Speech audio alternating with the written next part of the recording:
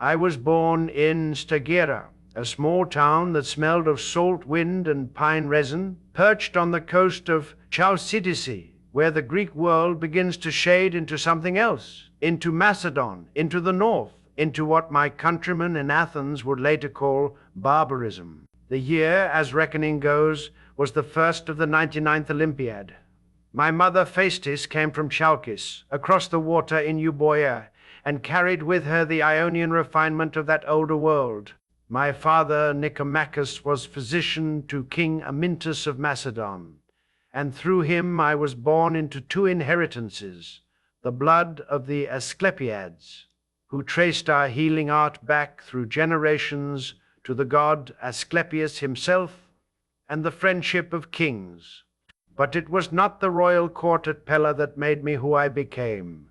It was the table.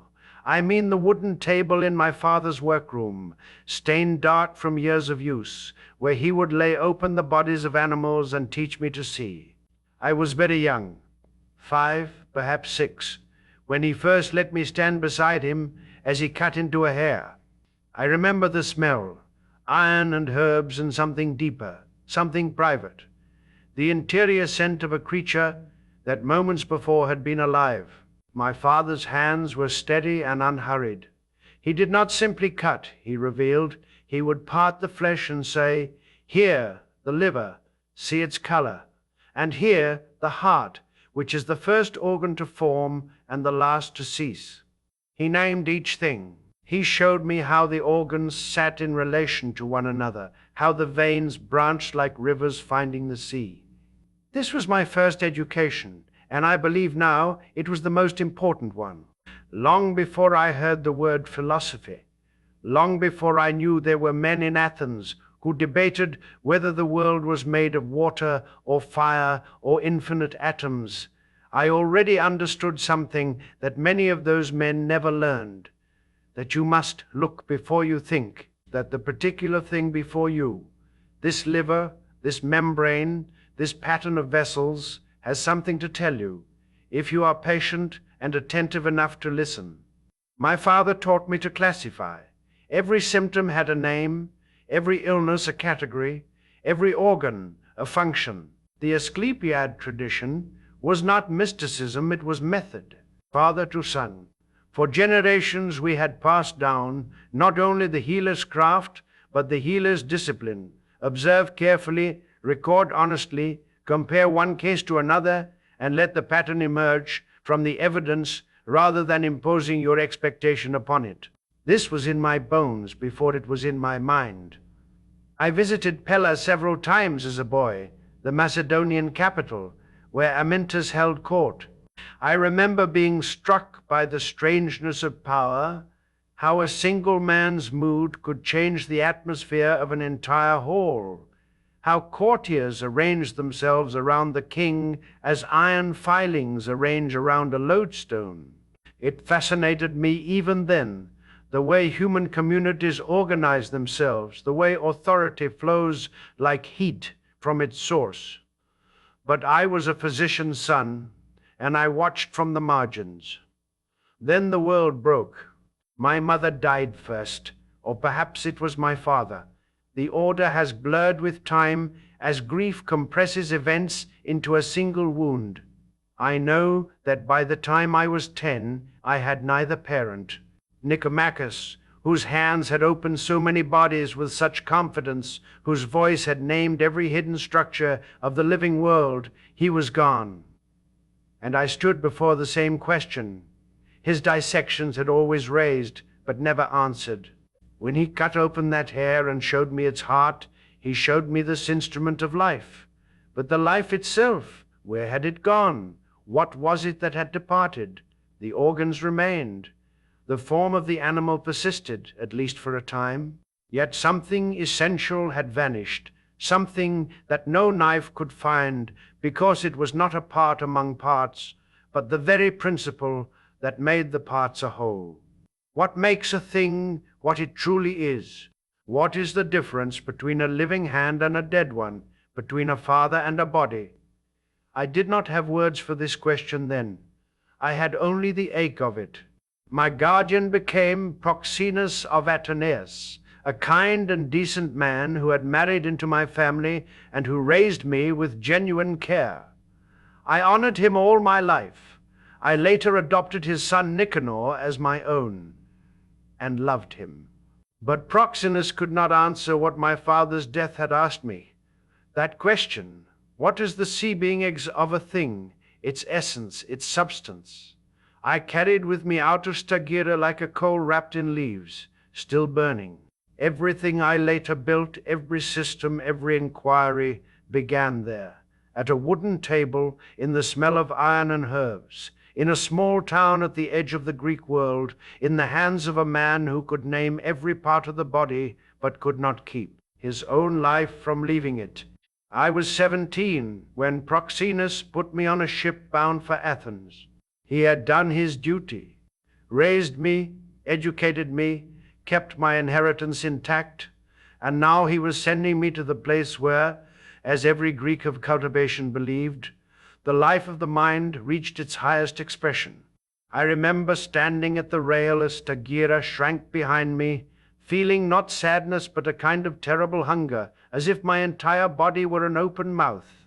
Athens overwhelmed me. The noise, the dust, the sheer density of human opinion. Every street corner had its orator, every portico its philosopher. I had come from a town where the most interesting conversations happened over dissection tables. Here, men argued about justice the way fishmongers argued about price, loudly and without end.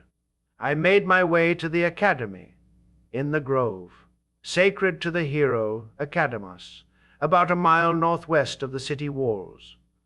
Plane trees lined the walkways. There were altars, a gymnasium, and the quiet that falls over a place devoted to thought. I had expected to meet Plato. Instead, I learned he was in Syracuse, gone to advise the tyrant Dionysius, attempting to make philosophy into policy. It was the second such attempt. It would fail like the first. In Plato's absence, the academy was led by Eudoxus of Cnidus, and I count this among the great accidents of my life. Eudoxus was a mathematician and astronomer of the first rank, but what struck me was his metaphysics, where Plato held that the forms existed separately from the things that participated in them, beauty itself dwelling in some realm beyond the sky. Eudoxus maintained that forms were immanent, woven into the fabric of things themselves. I did not yet have the language to articulate why this mattered so much to me, but I felt it in my bones. The physician's son recognized that the truth of a thing must lie within it. I read everything. This was unusual. The Academy's method was oral, dialectic, conversation, the living exchange of argument. But I devoured scrolls, the pre-Socratics, the Hippocratic writers, Herodotus, the tragedians. My companions began calling me Ho Ananias True, the reader, half in admiration, half in mockery. Let them mock. I had learned from my father that observation requires patience and records. The spoken word vanishes. The written word can be examined, compared, tested again. Then Plato returned. I do not know how to convey the force of that man's presence. He was nearly 60, silver-haired, broad-shouldered. They said he had been a wrestler in his youth, and you could believe it. But the physical impression was nothing compared to the intellectual one. When Plato spoke, you felt the entire structure of reality reorganize itself around his words. He could take a simple question, what is courage? And within an hour you would find yourself discussing the nature of being, the immortality of the soul, the mathematical structure of the cosmos. Everything connected, everything pointed upward, toward the forms, toward the good. I loved him. I say this plainly because it is true, and because what came later requires you to understand the depth of what I owed him. For years I was a devoted Platonist. I wrote dialogues in his style. Protrepticus, my exhortation to philosophy, burned with genuine Platonic fire. Philosophy is the highest human activity. Contemplation is the closest mortals come to the divine.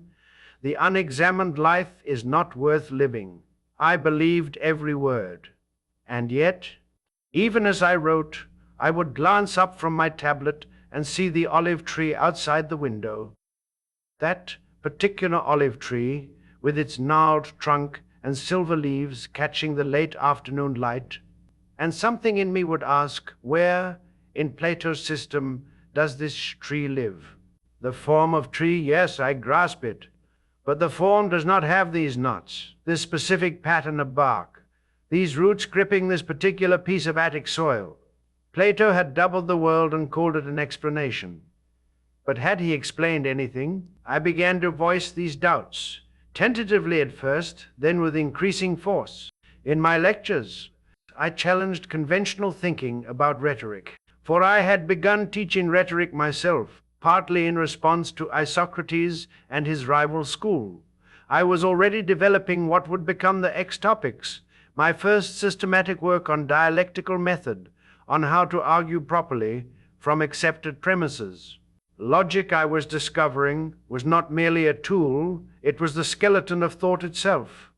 Plato, to his eternal credit, did not silence me, but he saw what was happening. The colt kicks its mother, he said of me, recognizing that the very independence he had nurtured was now turning against his doctrine.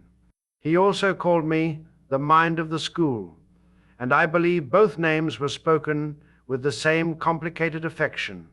20 years I stayed. 20 years of communal meals, of arguments that lasted until the oil in the lamps was gone, of friendships forged in the white heat of shared inquiry. Xenocrates, steady and orthodox, Heraclides, brilliant and erratic. 20 years during which I absorbed everything Plato had to give, and slowly, painfully, began to see where he was wrong. Not wrong in his ambition, the ambition to find what is permanent behind what changes, but wrong in his answer. The forms did not save the phenomena. They floated above the world like beautiful ghosts, explaining nothing about why the olive tree grows just so. I did not yet know what I would put in their place, but I knew, watching insects in the garden, classifying arguments by their logical structure, feeling the particular weight of a particular stone in my hand, that whatever it was, it would have to begin here with the thing itself. The rupture, when it came, was not sudden. A bone does not snap all at once. It fractures along lines of stress that have been building for years. So it was between Plato and me, or rather, between me and the doctrine I had once received as revelation. By my late 20s, I had become one of the Academy's most active dialecticians, and it was precisely the discipline Plato had taught me, the relentless testing of every proposition, that turned me against his central claim. If the forms are separate from the things that participate in them, then consider, there is a form of man, and there are individual men who resemble it. But what grounds this resemblance? There must be some third thing, a further form, that the original form and the particulars both share. And that third demands a fourth, and so on, cascading into infinity. I called this the third man, and I did not invent the difficulty out of malice. Plato himself had glimpsed it in his Parmenides, late in life, turning his own blade against his own doctrine. But he never resolved it. He let it stand as an exercise, an aporia. I could not do the same. I needed answers that worked. What troubled me most was not abstraction, but absence. The forms could not explain what I saw everywhere around me, change. The oak growing from the acorn, the embryo becoming the animal, the city rising and falling. Plato's eternal archetype stood frozen outside of time, and the world I lived in was drenched in time, saturated with motion. I began to suspect that form was not elsewhere, not above, not beyond, but here, in the substance itself, inseparable from the matter it shaped. The soul of the horse was not a ghostly pattern hovering in some heaven of perfect hoarseness. It was this horse, breathing, running, being what it was. I was groping toward something. That reality is individual things. This man, this stone, this act of courage. I began sorting the ways we speak of what exists. Substance, quantity, quality, relation, place, time, the categories, as I would later call them, though in those years they were rough sketches on wax tablets, arguments tested in afternoon walks with Xenocrates. And from the dialectical exercises Plato had drilled into us, something else was crystallizing, the syllogism, the bare skeleton of valid reasoning. If all A is B and all B is C, then all A is C. I was discovering that thought itself had structure, that logic was not merely persuasion, but an instrument with its own laws. This too grew from the academy, from Plato's demand that we reason clearly, even as it carried me beyond him. Then the world outside our grove of arguments broke in. In 348, Philip of Macedon, the king my father had served, the boy I may have played with in the corridors of Pella, destroyed Stagira, my city, the place where my father had taught me to hold a scalpel, where my mother's people had their graves. Philip razed it, enslaved its population, and scattered its stones. I received the news in Athens, surrounded by men who despised Macedon, and I could say nothing. I was a metic, a resident alien, a man from the north with an accent they mocked. My homeland was erased while I sat debating whether the good was one or many. I will not pretend the irony was lost on me. Philosophy asks us to seek what is universal, but grief is savagely particular. I grieved for that hillside, those streets, the specific quality of light over the gulf at morning. No form of city, no abstract pattern of home could hold what I had lost. Then Plato died. The year was 347, and he was near 80. I had spent 20 years with him, more than half my life. Whatever I became in conversation with that man. He called me the mind of the school. He also compared me to a colt that kicks its mother. Both were true. He left the academy to Speusippus, his nephew, not to me. The reasons were multiple and none were simple. Speusippus was blood, I was foreign, my philosophy had wandered too far from the doctrine. Athens was turning against anything that smelled of Macedon. I understood all of this. Understanding did not make it painless. Xenocrates and I left Athens together. I remember the walk south toward the port, the city behind us in its golden dust. I was 37 years old, homeless in a way that was now double. No Stagira to return to, no academy to remain in. But something had clarified. I was free, not free from Plato. One is never free from a great teacher, but free to follow where the argument led without the weight of loyalty holding me back. Amicus Plato, sed magis amica veritas. Plato is dear to me, but dearer still is truth. I did not say it lightly. I said it with the grief of a man who loves what he must leave. I sailed east with Xenocrates, across the Aegean toward the coast of Asia Minor, and for the first time in 20 years I breathed air that did not taste of Athens. Hermias was waiting for us at Assos. Hermias, who had risen from slavery to rule the cities of Atenius and Assos, who had studied with our academy and believed that philosophy could govern. He had gathered a small circle of thinkers on that windswept promontory above the sea, and he invited me to lead them. After the vastness of Athens, Assos felt intimate, purposeful. We were perhaps a dozen, working through problems of politics and metaphysics in the open air, with the coast of Lesbos shimmering across the strait. I was happy there. And then Pythias. She was Hermias's adopted daughter, or his niece, The sources will quarrel about this, but what does it matter? What matters is that I loved her. I had spent 20 years in the academy training my mind, and nothing had prepared me for the simple revelation that another person could become the center of your world.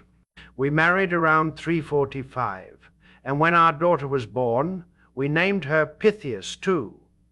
I held this small creature and understood something that no amount of dialectic had taught me. Here was form and matter united, not in bronze or marble, but in breathing, squirming, warm life. The soul was not imprisoned in the body. The soul was the body's living organization, its first actuality. I knew this before I could articulate it, because I held my daughter and felt her grasp my finger. It was Theophrastus who drew me to Lesbos. He was from Eresus, on the island's western coast, and he told me about the lagoon of Pyrrha, a vast enclosed tidal basin teeming with marine life. When we arrived and I first waded in, the water warm around my ankles, I understood that this was what I had been born to do, not to argue about forms in a grove outside Athens, to look, to see what was actually there.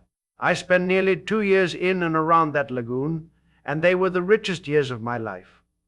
Theophrastus catalogued the plants while I catalogued the animals.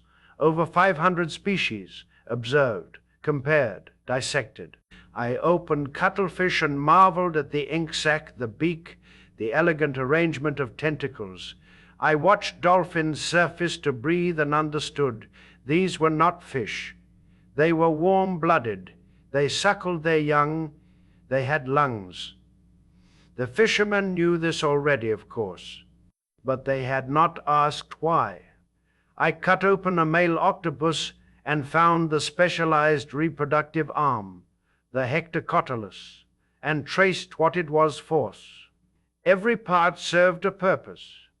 Every structure answered a question. It was there, standing knee-deep in the lagoon with a sea urchin in my hand, turning it slowly, examining each spine, each tube foot, the delicate architecture of the mouth with its 5 converging teeth, that the conviction crystallized: nature does nothing in vain. This was not a theory I imposed on nature. Nature insisted it upon me. Every organ I dissected, every behavior I observed, every developmental sequence I traced from embryo to adult, all of it displayed an intrinsic purposiveness, a directedness toward an end. The material cause was flesh, shell, membrane. The formal cause was the organizing pattern. The efficient cause was the parent, the generative process. But the final cause, the telos, the what force what, was what made the whole thing intelligible. You cannot understand a dolphin's blowhole without understanding that dolphins breathe air. Purpose was not something I added to nature. It was what nature revealed when you paid attention. Plato had sought intelligibility above. I found it below, in salt water, in viscera, in the reproductive anatomy of sharks, and it was more beautiful for being real. Then the world shattered. In 341, the Persians lured Hermias through treacherous diplomacy, captured him, and tortured him for information about Philip's plans. They wanted him to betray his friends, his principles, everything he had built. He refused. When they asked him what philosophy had given him that was worth such suffering, his last words were, "Tell my friends and companions that I have done nothing unworthy of philosophy." I received this news across water, and I am not ashamed to say I wept. I wept as I had not wept since my father died. Hermias was not a professional philosopher. He was a ruler who believed that virtue was more than a word, and he proved it with his body, under torture, with his final breath. I wrote a hymn to virtue in his honor, to Eurytake herself, that prize for which Achilles and Ajax labored and died. I erected a statue at Delphi. My enemies would later use that hymn to charge me with impiety, claiming I had given a mortal the honors due to gods. Let them. Hermias earned it. Philosophy is not only in the thinking, it is in the dying, when dying is what virtue demands. I left Asia Minor with my wife, my daughter, and a grief that never fully healed. But I also carried thousands of observations, the beginning of a new science, and a conviction that would anchor everything I built afterward, that the world is not a shadow of something higher. It is itself, and every living thing within it strains beautifully toward its own completion. Philip's letter arrived at Lesbos with the directness I had come to expect from Macedonians. He did not ask whether I was available. He informed me that I was needed. His son Alexander was 13 years old, already dangerous with a sword, already certain of his own destiny, and Philip wanted him educated, not merely trained, but shaped. He remembered my father's service to his own father, Amyntas. He remembered, too, that I understood the court, that I was no stranger to the smell of power. I was not some Athenian theorist who would faint at the sight of a cavalry drill. I went. Let me be honest about why. Partly it was the opportunity. What philosopher would refuse the chance to form a future king? Partly it was Stagira. Philip had destroyed my birthplace during his campaigns, sold its people, scattered its life across Macedon like seed thrown on stone. If I had any hope of rebuilding it, that hope lay in Philip's goodwill. And I did rebuild it. I persuaded Philip, or Alexander, who was more susceptible to my influence in those early years, to restore the city and free its enslaved citizens. I wrote new laws for my home. It was the most practical thing I ever accomplished, and I am not ashamed that it required the favor of a king. We settled at Mieza in the precinct of the nymphs, a garden and colonnade set apart from the court at Pella, where the noise of politics could not reach us. It was a beautiful place. Plane trees, running water, the smell of crushed thyme when you walked the paths. Alexander studied alongside Hephaestion, Ptolemy, Cassander, and other noble youths. But Alexander was different. His hunger was not for knowledge alone. It was for greatness, and that distinction would eventually define everything between us. We read Homer together. I prepared a special edition of the Iliad for him, annotating it carefully. He kept that copy under his pillow for the rest of his life, beside a dagger. That detail says more about Alexander than anything I could add. I taught him medicine, natural philosophy, politics. He absorbed it all with terrifying speed, then asked what lay beyond. For 3 years I had his attention. I wrote on kingship and on colonies with him in mind, practical works for a practical soul. Yet here I discovered something that would reshape my later ethics. You cannot make a man virtuous through instruction alone. Character is formed by habit, by repeated action, by the slow accumulation of choices. I could show Alexander what excellence looked like. Whether he practiced it was beyond my power. Philip, to his credit, rebuilt my birthplace. Stagira, which his armies had destroyed, rose again at my request, its enslaved inhabitants freed. I felt the strange weight of that exchange, philosophy bartered for a city's resurrection. Then, in 336, Philip was assassinated. Alexander, barely 20, seized the throne with a certainty that unsettled me. He no longer needed a tutor. I sent my nephew Callisthenes with him to Asia as historian. That decision haunts me. Callisthenes was brilliant but reckless, powerful in speech, lacking in judgment. When Alexander demanded proskinesis, Persian prostration, Callisthenes refused publicly. Alexander had him killed. The boy I had taught Homer now executed my own blood for defending Greek dignity. I had believed the polis was the proper frame for human flourishing. Alexander was building something no polis could contain. His vision was universal, where mine remained particular, a disagreement neither of us ever resolved.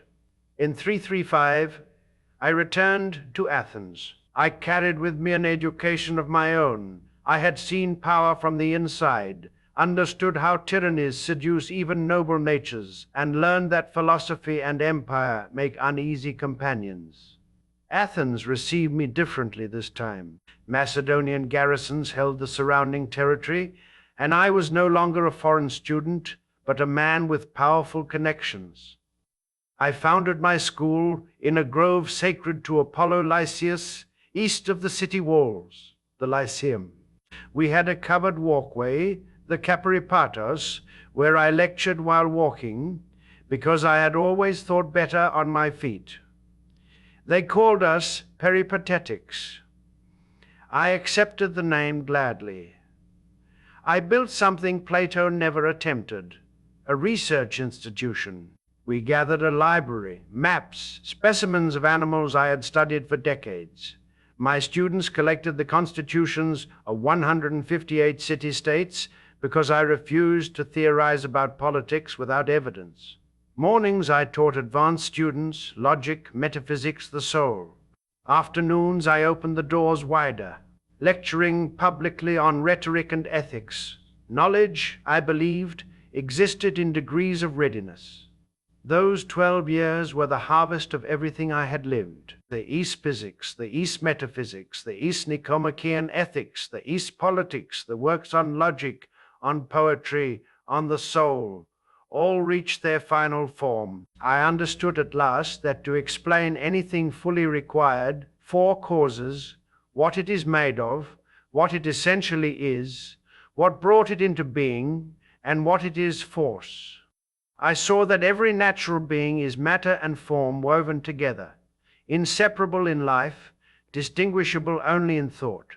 And beyond all motion, I reasoned toward something that moves without being moved, pure thought, thinking itself, the ultimate cause, drawing all things toward completion. During these years, my Pythias died. I grieved her deeply. Later, Hyppilis of Stagira became my companion, a woman of remarkable steadiness who gave me a son, Nicomachus. I named my ethics for him. Happiness, I wrote, is not pleasure, but the soul's activity in accordance with virtue. I knew this because I had tasted grief and joy and work, and only the last proved durable. Then, in June of 323, Alexander died in Babylon. Athens erupted against everything Macedonian. They charged me with impiety, the identical charge that killed Socrates. Citing my hymn to Hermias as proof, I had deified a mortal. The accusation was political, the pretext religious. I would not let Athens sin twice against philosophy. I left Theophrastus in charge of the Lyceum and withdrew to Chalcis, my mother's homeland. I was 61. And I carried with me the knowledge that even a life devoted to reason cannot outrun the hatred of frightened men. At Chalcis, on the strait of the Euripus, where the tides reversed themselves without explanation, I lived quietly. I revised old manuscripts. I watched the water. My stomach troubled me increasingly, a grinding ailment that no physician's art could resolve. I composed my will with the same care I had given to any treatise. I named Antipater as general executor, a practical choice, for he alone had the authority to enforce my wishes across the fractured world Alexander had left behind. I arranged for my daughter Pythias to marry Nicanor, the son of my old guardian Proxenus, thus binding together the families that had shaped me. I provided for Hyppilis, she who had been good to me, genuinely good, offering her the choice of my house in Stagira or the one here in Chalcis, furnished with everything she might need. She deserved more than I could give. I freed several of my slaves. I stipulated that none be sold, that the younger ones be freed upon reaching adulthood. A man who teaches that eudaimonia requires the exercise of virtue in freedom cannot, in conscience, deny freedom to those who served him faithfully. I asked that the bones of my first Pythias be laid beside my own, as she had wished. Even after all these years, I owed her that. The will was, perhaps, my most honest philosophical work.